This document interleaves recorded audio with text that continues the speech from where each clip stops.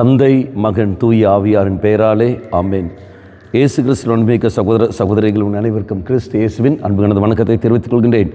இன்று நற்செய்தி பாகமானது யோவான் நற்செய்தி 17ஆம் அதிகாரம் 1 முதல் 11 வரை உள்ள திருவாக்கியங்கள். குறிப்பாக 9வது வாக்கியம். அவர்களுக்காக நான் வேண்டுகின்றேன், உலகிற்காக அல்ல, மாறாக நீர் என்னிடம் ஒப்படைத்தவர்களுக்காகவே வேண்டுகிறேன், ஏனெனில் அவர்கள் உமக்கு உரியவர்கள்.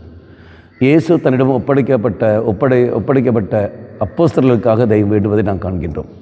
அன்பார்களே, நம்மிடம் ஒப்படைக்கப்பட்ட குடும்ப அங்கத்தினர்கள், கணவனிடத்தில் ஒப்படைக்கப்பட்டவர் தான் மனைவி, மனைவிடத்தில் ஒப்படைக்கப்பட்டவர் தான் கணவன், பிள்ளைகளிடத்தில் ஒப்படைக்கப்பட்டவர் தான் பெற்றோர்கள், பெற்றோரிடத்தில் ஒப்படைக்கப்பட்டவர் தான் பிள்ளைகள், அதே மாதிரி சகோதரன் சகோதரியும் சகோதரியும்.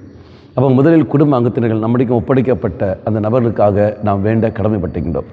பள்ளிக்கூடத்தில் ஆசிரியர் பெருமக்களிடத்தில் மாணவிகள் ஒப்படைக்கப்படுகின்றன. மாணவர்கள் நண்பர்களிடம் ஒப்படைக்கப்பட்டிருக்கிறார்கள். அதே பேர் நாம் வேலை செய்கிற இடங்களில் நம்முடைய அதிகாரம், நம்மளுக்கு அதிகாரியாக இருக்கிற நீயும் நானும் என்ன செய்ய வேண்டும் என்றால், நம்முடைய ஒப்படைக்கப்பட்ட நம்முடைய சபை கீழ் வேலை செய்கிற சக ஊழியர்கள். ஆகவே ஒரு அதிகாரத்தில் உள்ளவர்கள் நம்மிடம் ஒப்படைக்கப்பட்ட அந்த மக்களுக்காக வேண்டுவது நம்முடைய கடமை. அவர்களை பழிப்பதற்காக அல்ல, அவருடைய பலவீனத்தை கொண்டு அவர்கள் பலவீனத்தை கண்டு அவர்களை ஏளனம் செய்வதற்காக அல்ல, மாறாக அவர்களுக்காக ஜெபிக்க வேண்டும், அவர்களுக்கு நாம் நன்மை செய்ய வேண்டும். அதுக்கு நாம் தெய்வம் உங்களுக்கும் எனக்கும் அதிகாரம் தந்திருக்கின்றார். ஆகவே இறைசன் மன்றாடுவோம்.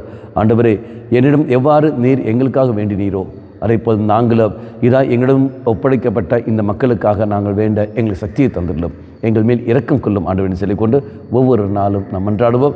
நம்மிடம் ஒப்படைக்கப்பட்ட மக்களுக்காக நாம் மன்றாடுவோம். தெய்வம் நம்மை ஆசீர்வதிக்கட்டும்.